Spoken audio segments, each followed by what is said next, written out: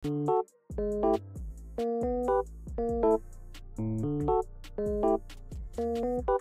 nangyari, so eto na nga po mga kaparing, ang October 12 'no, ito po yung araw kung saan magsasagawa daw po ng people power yung mga DDS, yung mga Duterte diehard supporters sa pangunguna ni Kiko Barzaga. So yeah, sa mga nakalipas na araw, naglabas po siya ng video na panawagan magkaisa, magkaroon ng people power para mapabagsak 'no si Pangulong Marcos, si PBBM, at eto na nga po, dumating na yung araw. So marami po ang naniniwala na hindi nila kayang gawin na punuin ng EDSA gaya ng ginawa po natin noong September 21. At ngayon, eto na nga, ang resulta ay nilangaw yung rally ng mga DDS. At doon sa mga kumakalat sa Facebook kung saan sinasabi po nila na nangyayari daw po ngayon sa EDSA, wala pong katotohanan yon. Hindi po ako maka-Marcos, hindi ako maka-Duterte. Okay? Alam nyo po yan, ako yung maka-Vico. Pero wala pong katotohanan, fake news po ang pinapakalat nila na meron daw malaking at napakalawak na rallying nagaganap ngayon sa EDSA. Yun po ay nangyari pa noong September 21. May AX, May tupad. dahil kay Speaker, may tupad, dahil kay Speaker, may akap, dahil kay Speaker, may AX, dahil kay Speaker, may baha, dahil kay Speaker, may protocol project na kurap. Mr. Speaker, Cebu. Okay, hindi po ako tutol sa ginagawa po nila. Karapatan po ng bawat isa yan. Karapatan po natin yan. Hindi po ako tutol doon ha. Bukod sa hindi po ako maka-Marcos. Okay, hindi po ako Marcos supporters. Hindi naman po ako tutol. Pero ang problema po kasi dito, no, gusto nating ibagsak si Pangulong Marcos. Pero ang gusto nating ipalit si VP Sara. Kabaliktaran naman po sa kabila. Ayaw naman nilang pumalit si VP Sara. So ngayon, nagkakaroon ng pagtatalo. Kung wala tayong pagkakaisa, 'di ba? Kasi kung mga DDS lang, baka hindi po natin kayanin kung mga DDS lang po ang gagawa na mapabagsak si Pangulong Marcos. Malabo po 'yun. No, siguro kung magre-recruit ka ng mga DDS from Visayas at Mindanao, pwede pang mapuno yung EDSA kasi napakarami syempre ng mga Duterte supporters diyan sa Mindanao, 'di ba? Sa Visayas, especially po sa Mindanao, no. Although sa Visayas medyo hati po 'yan, no? May mga Duterte supporters, may mga kakamping, may mga Leni supporters and so on. Yun nga po, no. Pero kung sa Luzon lamang po natin gagawin, malabo po kasi mga kaparing.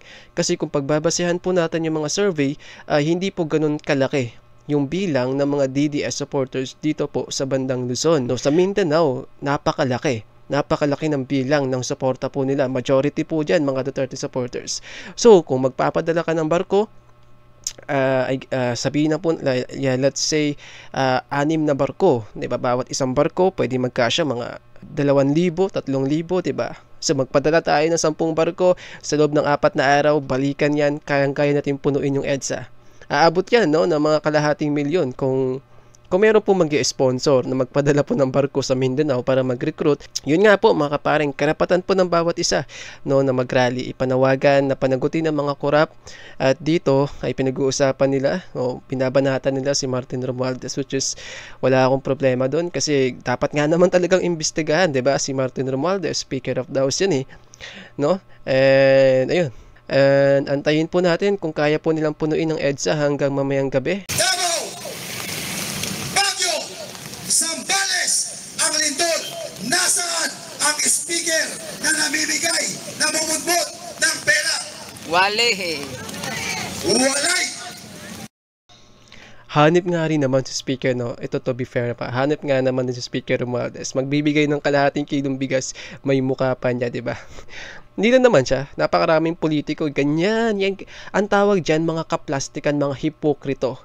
'Di ba? Mga walang kwentang politiko, no? Useless na mga politician. Magbibigay ka ng kalahating bigas, may napakalaking sticker pa na mukha mo. Kapal naman ang mukha mo, tol. Nasa ibang bansa. Tama mo ba ako? Tama. Ibang klaseng magkasakit. Magpapacheck up lang sa ibang bansa pa. Magpapacheck up. po, huwag kayong magpapaniwala sa ganyan. Lumang tugtugin na po yan. Ano yun? Nagkataon nung hindi pa pumutok yung flood control, hindi ka nagpa-check up sa Amerika. Tapos nung pumutok ang flood control, nadawit yung pangalan mo, sabay nagpa-check up sa Amerika. At lumabas pa sa mga reports, sa mga tracker report, palipat-lipat ng bansa yung Zaldico na yan. Dapat pauwiin na po yun. Dapat magsagawa. Dapat bumuo na yung pamahalaan ng Special Task Force para humuli sa mga hayop na yan. Ano yun? Tatakas tayo? Magpupunta tayo ng ibang bansa? Tapos, yung kaso natin? Hayaan na lamang natin? 4.5 billion pesos yung asset po ni Zaldico. Mas malaki pa yan kumpara po sa budget ng ating defense, di ba? Hanip ka naman mga kaparing. Napakaliit po ng budget natin sa military, sa defense po natin para protektahan ng ating bansa. Napakaliit. Samantalang isang politician pa lamang, that one politician na may napakalaking pera, 4.5 billion pesos total na asset niya. Mula sa mga himpapawid, mula sa mga sasakyan, may mga private plane pa, private jet, tapos mayroon pang barko. Paano pa kaya yung ibang mga politiko? Diba? Kung pagsama-samahin natin yung asset ng maraming politiko sa atin, kayang-kaya po natin mag-10 sa taas, 10 taas ng budget po natin sa military. Kaya po nating umabot ng pang-rank 25, no? O kaya sabihin natin 15, 16, 17, mga 20. Kung pagsasama-samahin lamang natin yung mga asset, no, ng lahat ng politiko. Kasi imagine po natin mga kaparing, isang politiko pa lang halos 5 billion pesos na po kaagad yung air asset. Diba? Grabe. Pera ng taong bayan ang ginagastos. Hoy! Hindi nyo mapipigilan ito. Nagdagan nyo pa yung loudspeaker nyo. Nakakababayan! Marami ang nagsasabi, konti daw tayo. Hindi totoo yun. Alam niyo kung bakit kayo nandito? Dahil nararanasan niyo ang Aminin na po natin, talagang kaunti po muna kayo dyan. Yung mga umattend lang naman dyan, kaunti. Di ko naman po sinasabi na yung mga DDS kaunti. Yung mga umattend lang yung kaunti. Diba? Aminin na po natin yan. Now, let's admit it na nakunti yung mga umattend dyan sa area na yan. Ewan ko sa ibang area kung meron. ang gobyerno Marcos na ito. Bawat isa sa inyo, ako, ikaw, kayo, mga kaibigan nating mga kapulisan, nagbabayad kayo ng tax. So, ito mga kaparing, bago po tayo magtapos, ito, seryoso na po ito. Para sa akin lang po ito. Para po sa akin, to be fair, no, para kay Pangulong Marcos, may ginagawa naman po, no? Kung hindi po dahil sa kanya, hindi po mabubulgar yung matinding korupsyon sa flood control project po ng gobyerno.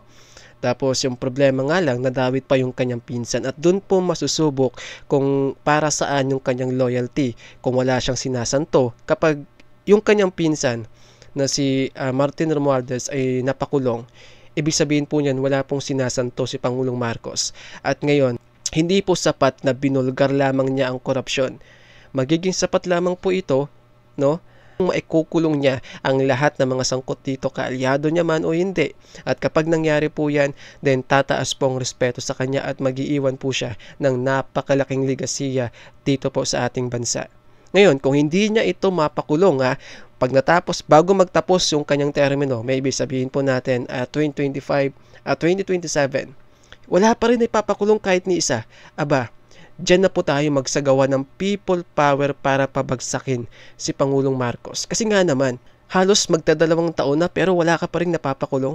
Yung mga korap malaya pa rin. Diyan sang-ayon po ako dyan mga paring, mag-people power na po tayo. Kapag hindi pa rin niya naipakulong yung mga korap na yan, na matatapos na yung kanyang termino pero wala pa rin siyang naipakulong, then sang-ayon po ako na dapat nang patalsikin si Pangulong Marcos. Pero sa ngayon kasi nakikita ko naman na mayroong mga progress. So nakikita po natin ang dandahan mula po sa pag-freeze ng mga asset, no, and so on. At nakikita ko naman po na mayroong ginagawang hakbang yung ating gobyerno, si PBBM. So sa ngayon, hindi muna ako sang-ayon sa people power. 'Di ba? Bigyan pa natin ng pagkakataon ng panahon si Pangulong Marcos para mapakulong lahat ng mga ito, and hoping nakasama diyan si Martin Romualdez. Pero kapag wala po siyang napakulong, then dun mag people power na po tayo. Kapag umabot na ng 2 taon at wala pa rin napapakulong, then bye-bye ulit kay Pangulong Marcos, lilipad muli ng Hawaii, ewan ko kung saan sila pupunta. Pero kung merong mapakulong, then Pangulong Marcos, makukuha mong respeto ng maraming Pilipino at sasaludo kami sa iyo, tatatak ka sa kasaysayan ng bansang ito. Yun lamang po mga kaparing. Don't forget to like and subscribe. Bye!